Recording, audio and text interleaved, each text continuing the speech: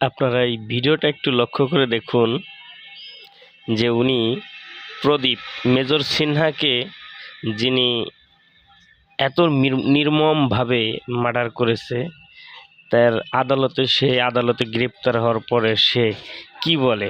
সে বলে সে নির্দোষ, সে নাকি গাঁজা ইয়াবা মাদক ব্যবসায়ীদের বিরুদ্ধে রুঠেছে।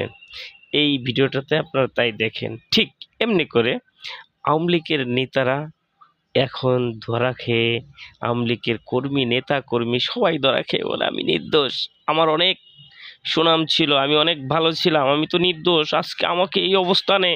আরে ভাই, এই নির্দোষ এতদিন তোমরা কোথায় ছিলে? এখন তোমরা আদালতে যে নির্দোষ দাবি করো, দেশটা নষ্ট করে দিয়ে, দেশটা বাজে অবস্থা বানিয়ে দিয়ে।